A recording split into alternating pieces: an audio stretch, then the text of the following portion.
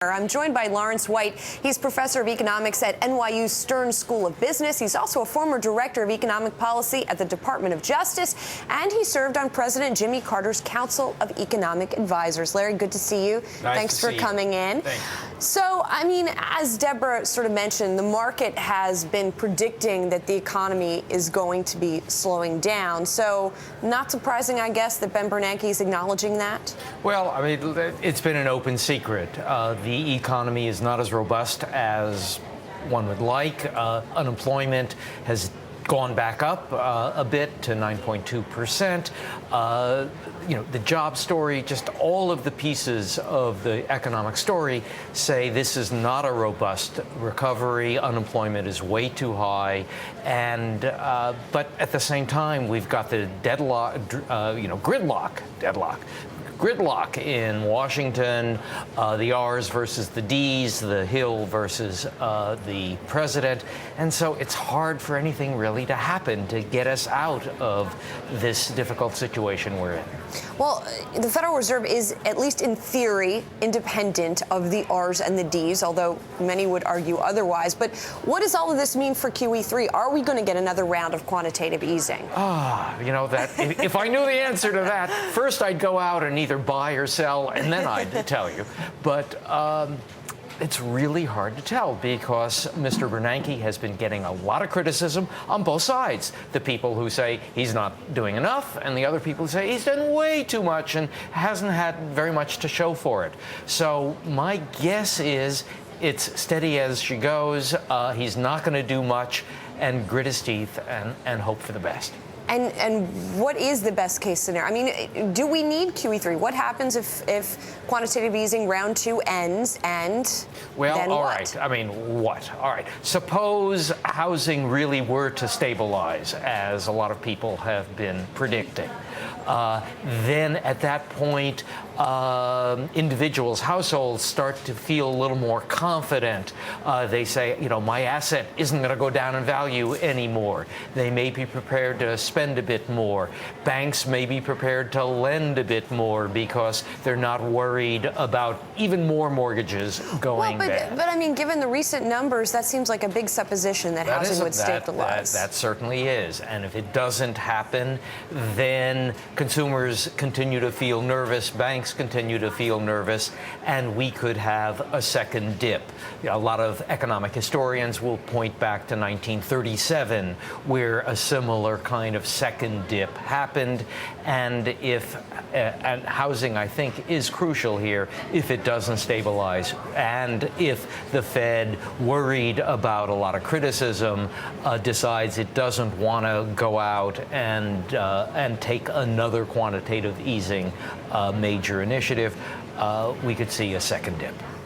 And, I guess the question is, what does happen from here? I mean, how likely is that second dip to happen? Is it more likely that we'll kind of just see a new normal, as many have put it, the very anemic growth?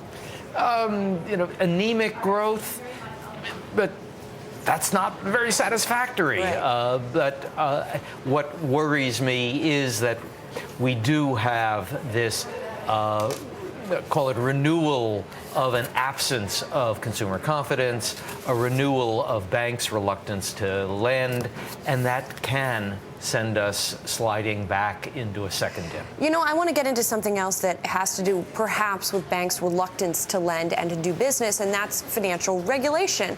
The New York Times saying today that of the deadlines under Dodd-Frank to write financial overhauls, that rulemaking deadlines, 28 of them have already been missed. Well, Dodd-Frank passed July of 2010, 11 months ago. Extremely ambitious. At the time, most observers were saying there's no way all the bank and securities and futures regulators are going to be able to hit all these targets. So it's not all that surprising that they're not hitting the targets. What is important is the issue of safety and soundness of financial institutions and the issue of capital. The major cause, the central cause of the financial crisis of 3 years ago was inadequate capital.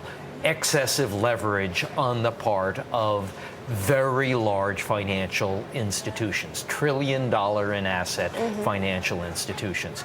We must just keep the lesson that those institutions need more capital, and if we don't have it, we're back in the soup.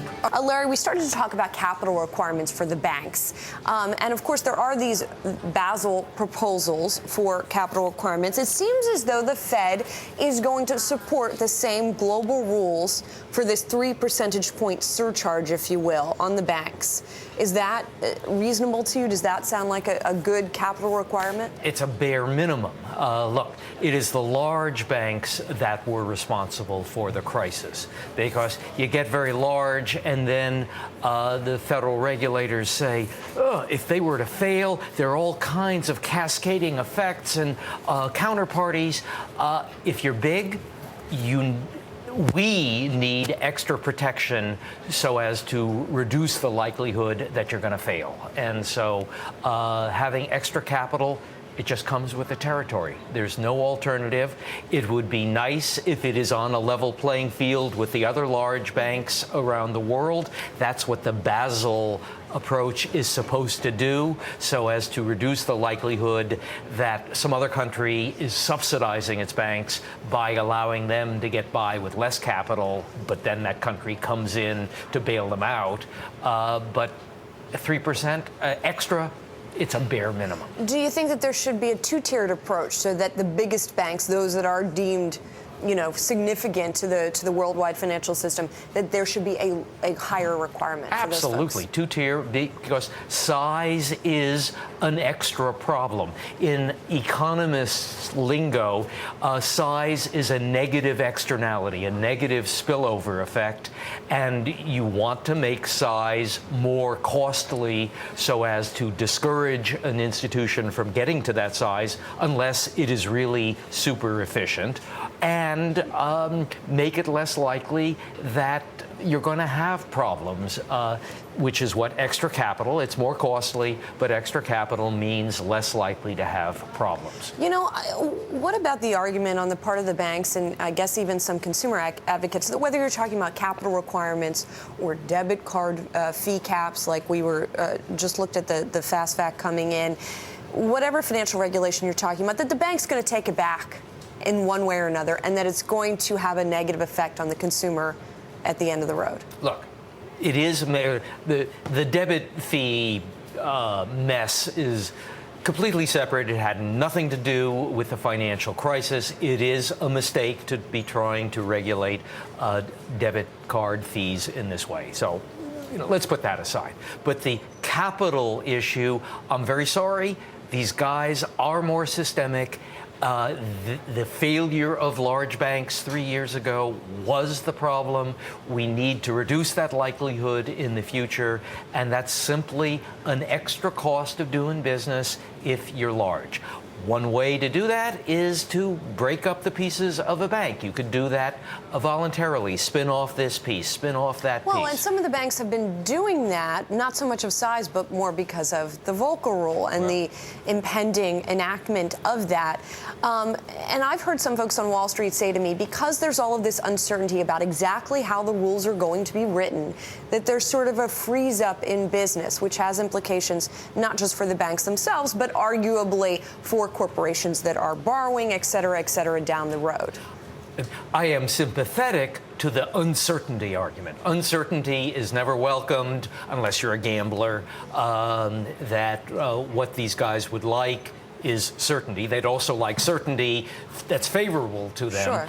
But having certainty is certainly preferable to uncertainty. And now we're back to your earlier point. When Dodd-Frank was passed, it was clear there was going to be a whole lot of uncertainty for a whole lot of time.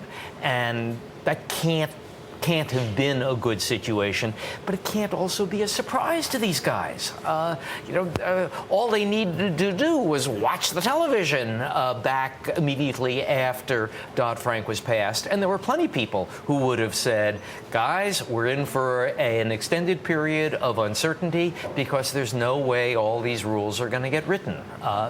Now, let's see if we can push it along, but at the end of the day, more, yes, uncertainty is bad. Let's get rid of the uncertainty. Let's get more capital into our banking system, especially for the big guys. And how much urgency is there with all this? I mean, it takes time to write these rules on the one hand. On the other hand, especially if we're seeing some of the economic data weaken, is it especially sensitive that we get the rules written now? Well, I think the answer on that is yes, because with greater certainty, people can make decisions, go ahead, do their business. Further, every day that we wait to put better capital rules into effect is one more day when we might start down the slope of another financial crisis. Are there any signs of something like that happening again at this point? Thankfully, no.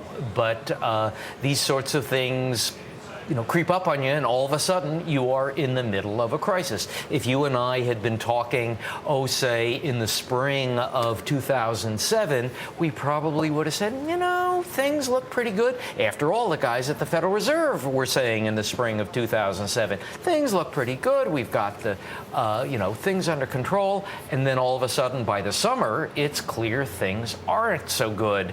And then the fall, and then Bear Stearns fails in March of 2008. So these things are frequently a surprise. Right. You can't just say, things look okay, so we don't need to take any action. The best time to repair the roof is when the sun is shining. We'll leave it on that note. Larry White, professor at NYU Stern School of Business, thank you so much for coming and appreciate it.